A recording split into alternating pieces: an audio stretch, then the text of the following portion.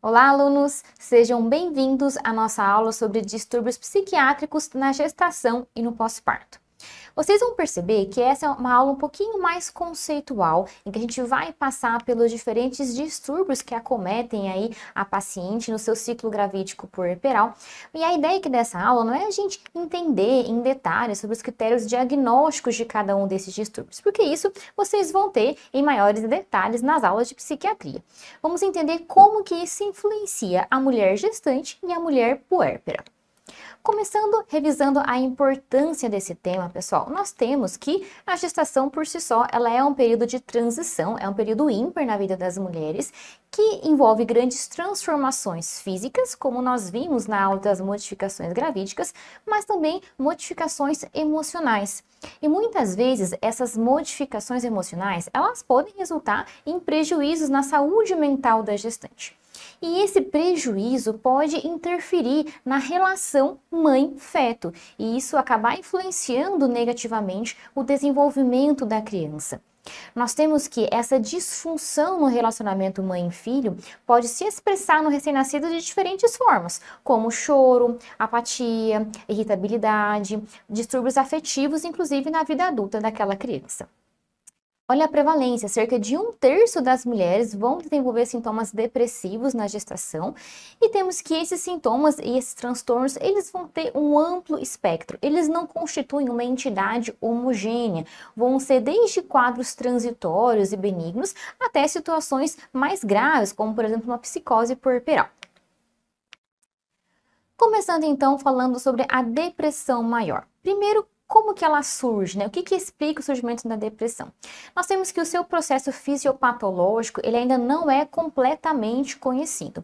A gente sabe que interferem neste processo de surgimento da doença algumas alterações hormonais. Então, relacionamentos interpessoais frágeis, o próprio ambiente em que a paciente se encontra, se for um ambiente mais hostil, e também condições físicas e genéticas.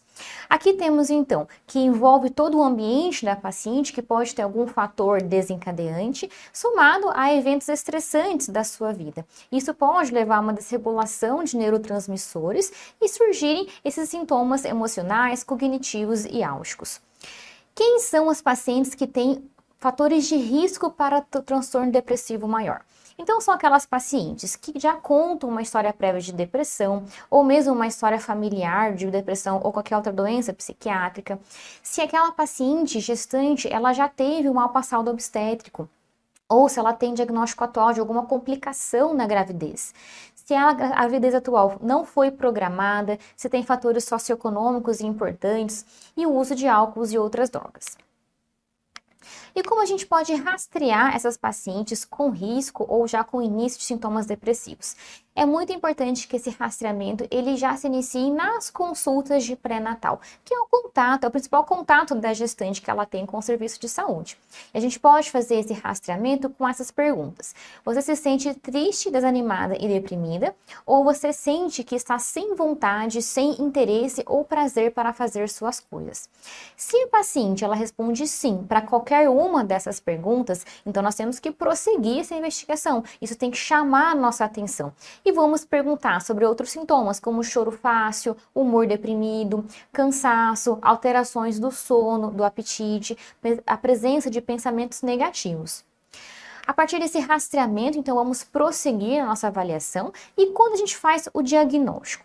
Temos aqui o diagnóstico de acordo com o Manual Estatístico e Diagnóstico Internacional para os Distúrbios Mentais, o DSM, na sua 5ª edição. O que ele fala sobre critérios diagnóstico para transtorno depressivo maior?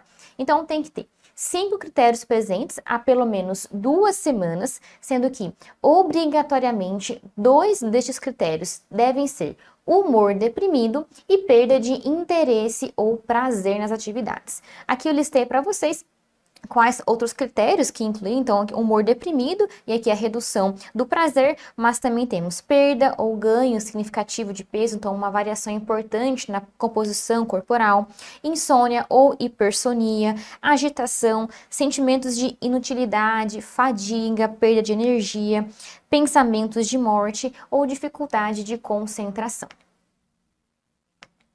E como então a gente vai tratar essas pacientes? Pessoal, aqueles casos leves a gente pode iniciar com psicoterapia. E casos moderados a graves que não melhoram inicialmente com a psicoterapia, a gente vai pensar então em um tratamento farmacológico.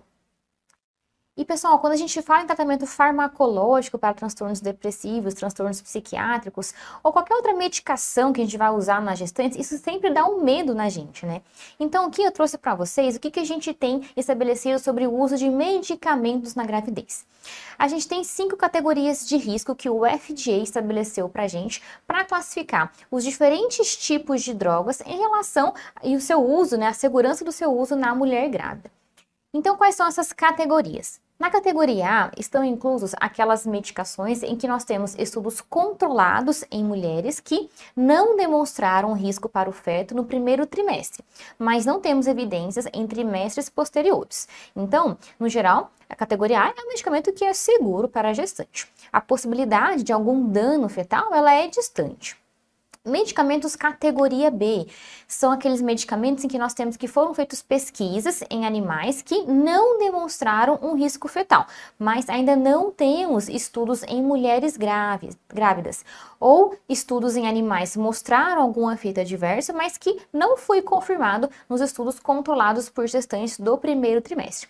Também, assim como a categoria A, medicamentos na categoria B, eles são considerados seguros para as mulheres grávidas.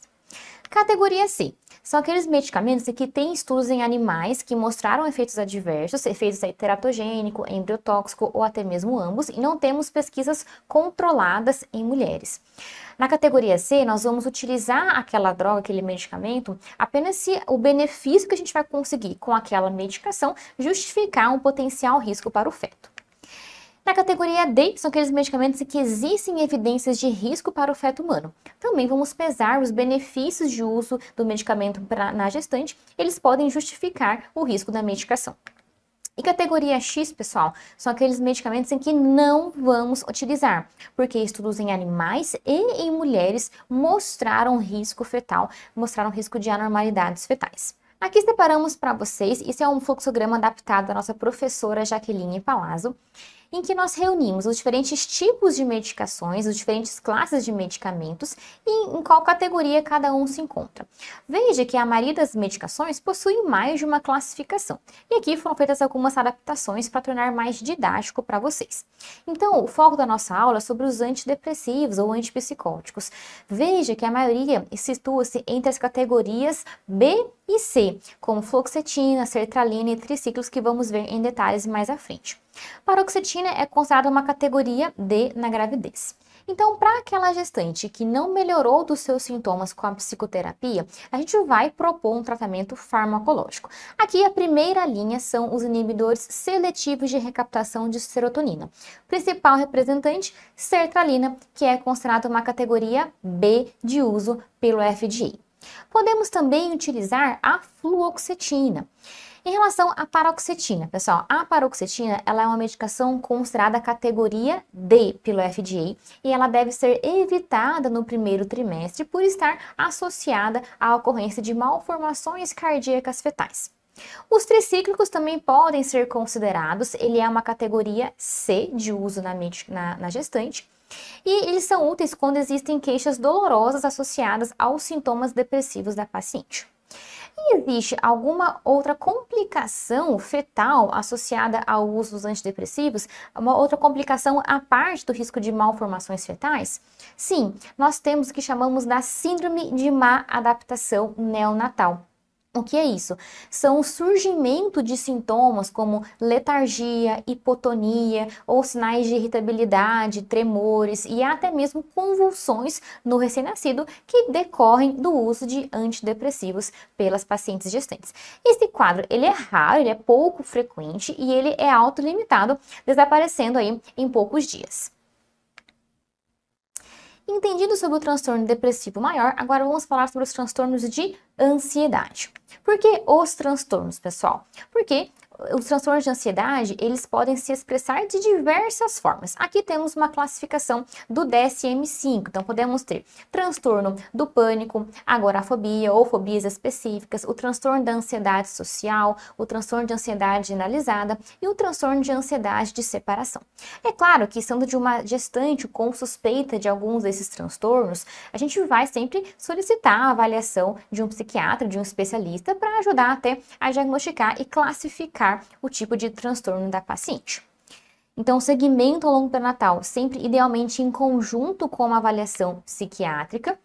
Em casos leves, iniciamos com a psicoterapia. Aqui tem muito benefício a terapia cognitivo-comportamental e podemos valer de tratamento farmacológico em casos refratários, como aqui, por exemplo, os antidepressivos tricíclicos, os inibidores seletivos de recaptação de serotonina e os benzodiazepínicos.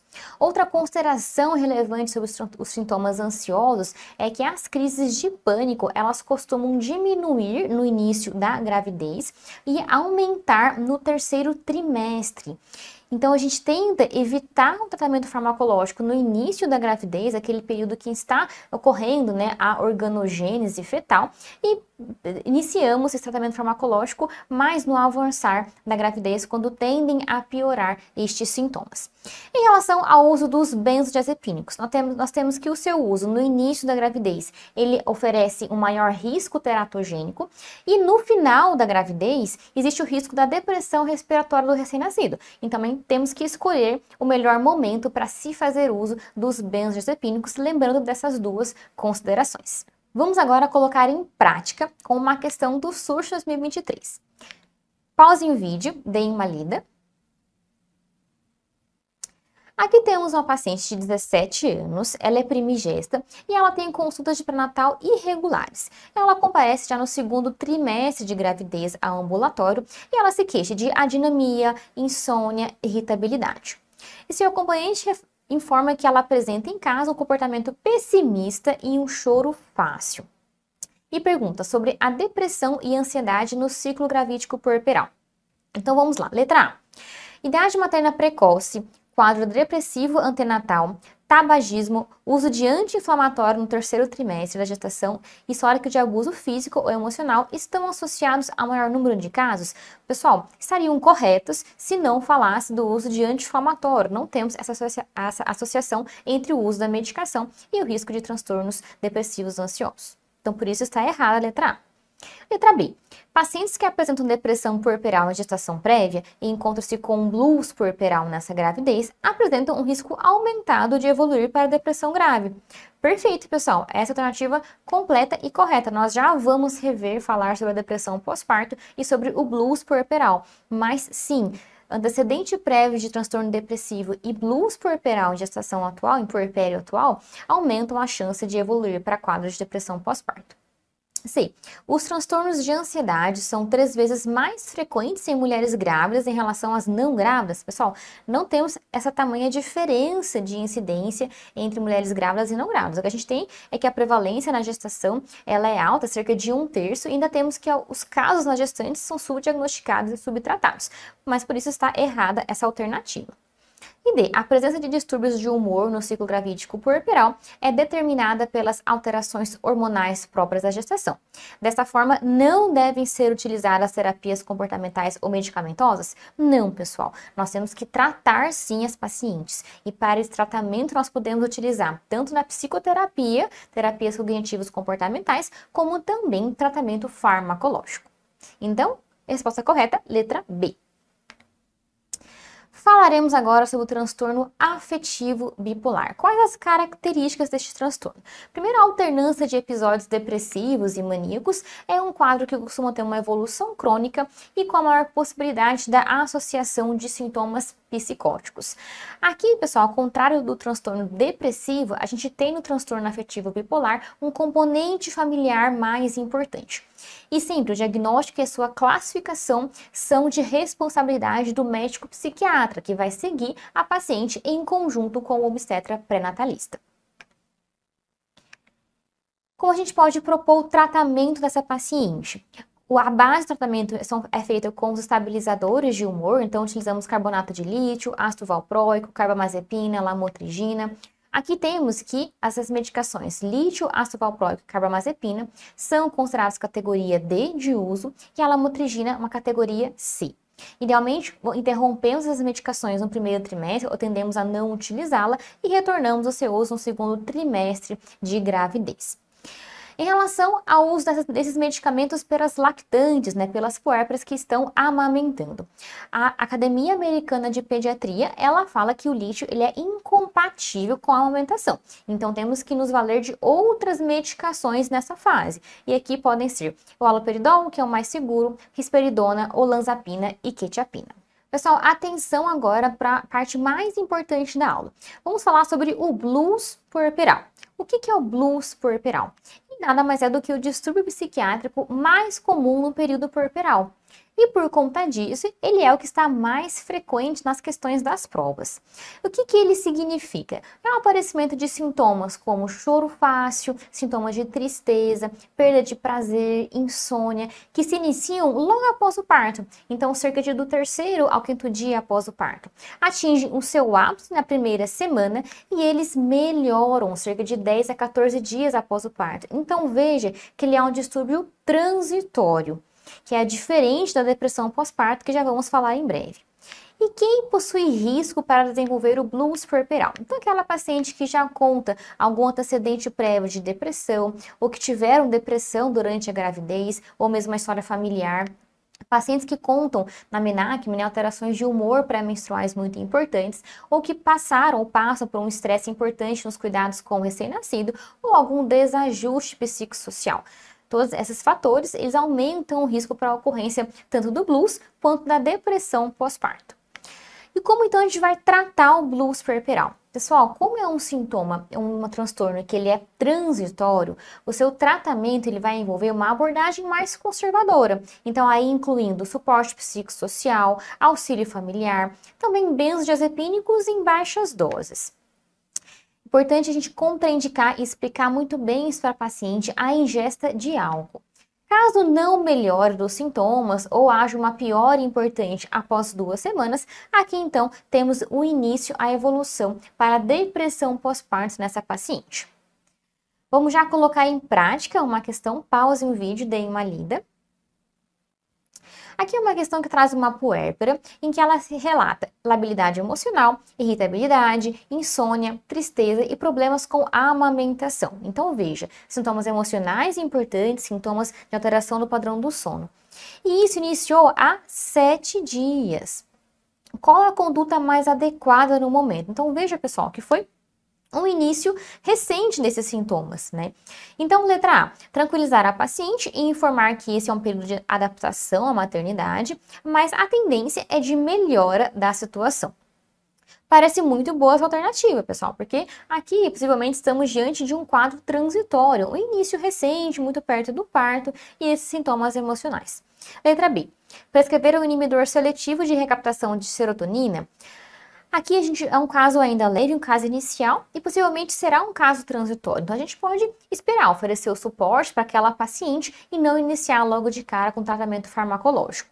C. Prescrever um antipsicótico atípico, clozapina, ainda não iremos iniciar de cara um tratamento farmacológico para ela. Ou D, indicar internação para proteção do binômio mãe-bebê? Pessoal, não. Aqui a melhor resposta é a alternativa A, que fala então de tranquilizar a paciente e informar que estamos diante de um quadro transitório. Outra questãozinha, pausem o vídeo, deem uma lida. Aqui é uma questão bem direta, que fala, considerando os transtornos psiquiátricos que ocorrem no pós-parto, o que é correto afirmar? Então, letra A. Os distúrbios psiquiátricos no pós-parto aumentam o risco para a interrupção precoce do aleitamento materno. E puérperas com blues puerperal apresentam contraindicação absoluta para a amamentação? Não, pessoal. Blues puerperal, depressão pós-parto, não é contraindicação à amamentação. Nós não vamos orientar as pacientes a suspenderem a amamentação. Por isso que a letra A está errada. Letra B.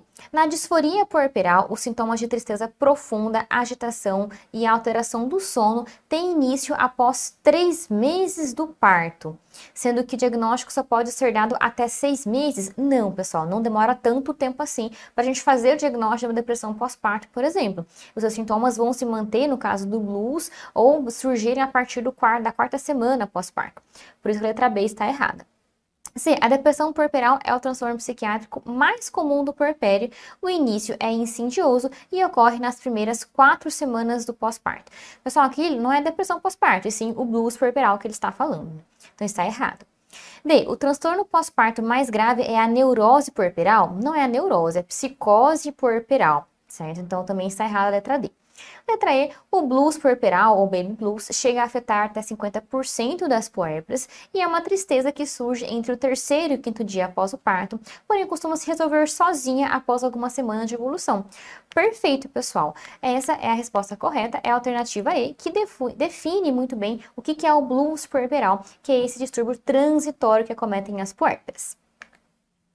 Agora vamos falar então da depressão pós-parto, quando persistem esses sintomas por mais tempo na paciente. Então, o que é a depressão pós-parto? É o aparecimento do episódio depressivo maior, que se inicia na 3ª a 4ª semana do puerpério e atinge a sua intensidade máxima, veja, a longo prazo, em 6 meses. As pacientes elas vão se queixar de sintomas de ansiedade, irritabilidade, perda do prazer nas atividades do dia a dia, alteração do sono, importante, desânimo, sentimento de culpa pelos cuidados do recém-nascido ou medo de machucar o bebê, diminuição do apetite e também da libido. A duração e a gravidade do quadro do episódio depressivo maior, elas são variáveis. E aqui, pessoal, muito importante a gente saber conversar com as pacientes ao longo do pré-natal sobre isso e também na consulta de pós-parto, porque muitas vezes os sintomas eles são confundidos com queixas comuns do puerpério. Ah, é um bebê recém-nascido, vai ser difícil mesmo, mas às vezes nós podemos estar deixando passar estes quadros de transtorno depressivo maior nessas pacientes. E quais são os fatores de risco para o surgimento destes sintomas? Então, as pacientes que já contam algum antecedente pessoal de depressão, aquelas com baixa escolaridade, histórico de outra doença psiquiátrica, que tiveram blues puerperal ou que durante a vida reprodutiva elas passaram por transtornos disfóricos do período pré-menstrual. Tem-se uma explicação possível para o surgimento desses sintomas da depressão pós-parto, uma etiologia hormonal, em que a redução brusca dos níveis hormonais de estrogênio, elas poderiam predispor ao aparecimento desses sintomas, a essas alterações de humor.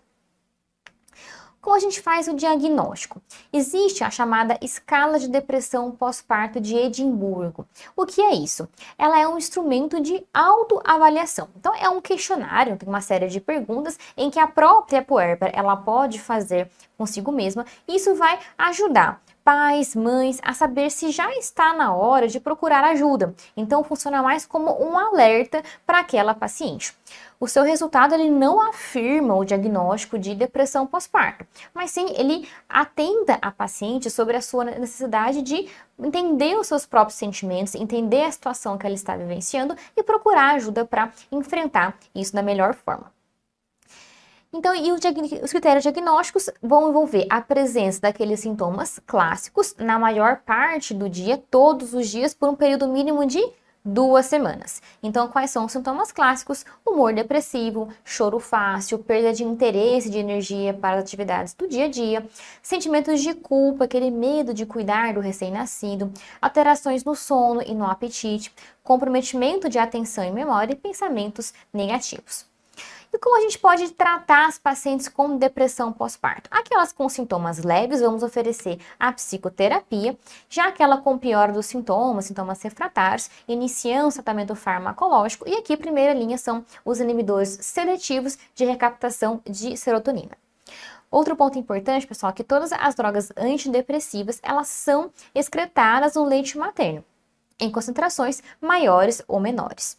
A gente costuma evitar benzodiazepínicos durante a lactação. Vamos colocar em prática uma questão super recente. Pausem o vídeo e deem uma lida. Pessoal, o texto da questão assusta um pouco, né? Mas vamos entender aqui direitinho. Temos uma puérpera que está no seu segundo mês após o parto. E ela vem se queixando de sintomas como insônia, grande desânimo, tristeza, sensação de culpa, perda de peso e ela não se consegue se sentir muito ligada ao seu bebê. E diante dessa situação, qual é a alternativa que melhor explica a sua conduta?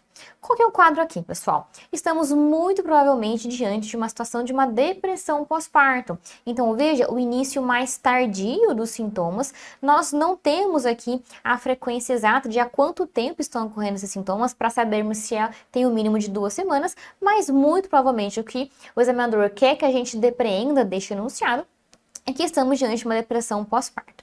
Então, com isso em mente, vamos ver as alternativas. Letra A. Vê-se que a paciente está em um momento difícil, sem apoio, e os sintomas de cansaço e as noites em claro, que já seriam esperadas, se intensificam. Então, vamos orientá-la a procurar ajuda. Pessoal, não apenas isso, né? A gente não vai simplesmente só dar um encaminhamento para a paciente. Nós podemos já entender melhor aquela situação, já avaliar os fatores de risco para o aparecimento da depressão pós-parto e, se for o caso, solicitar a avaliação de um especialista e já referenciá-la ou já iniciar, por exemplo, tratamentos com psicoterapia. Letra B. Prescrever Rivotril, pessoal, apesar do baixo risco envolvido na lactação, a gente prefere não usar benzodiazepínicos, né? A gente pode considerar o uso em algumas situações em baixas doses, mas de maneira geral a gente prefere não utilizar. Por isso que a letra B ela está errada. C. Trata-se claramente de depressão pós-parto e a paciente ela deve iniciar tratamento medicamentoso com antidepressivo e segmento com psiquiatra sempre que possível. Bem como deve ser ressaltado à família a importância do diagnóstico e do suporte à paciente e investigar paralelamente alterações orgânicas como anemia e hipotireoidismo. Perfeito, pessoal, alternativa super completa. Então já podemos fazer o diagnóstico e iniciar o seu segmento e tratamento a partir de já. D. O diagnóstico é de blues puerperal e o tratamento é orientação do ajustamento devido à grande mudança na vida, além de suplementos vitamínicos. Não apenas isso, né, pessoal? E a letra E, ela fala suspender a amamentação. Nós não vamos suspender a amamentação nestes casos. Podemos manter a amamentação desde que a paciente receba todo o suporte para isso. Então, a resposta correta, letra C. Falaremos agora da psicose puerperal. Esse é o distúrbio que acontece no puerpério mais grave, pessoal. Quais são as suas características? Então, acontece de início precoce, geralmente nas primeiras 3 semanas após o parto, mais comum nas primeiras 48 a 72 horas. Ele é mais raro de acontecer e os sintomas iniciais são inquietação, irritabilidade e alterações do sono, até a evolução para o quadro psicótico em si, em que a paciente ela pode ter tanto um humor depressivo ou um humor eufórico, acompanhado de delírio, alucinações e um comportamento desorganizado. Então, guarda, a psicose puerperal é a forma mais grave dos quadros psiquiátricos que acometem aqui no puerpério e ela tem um início mais precoce.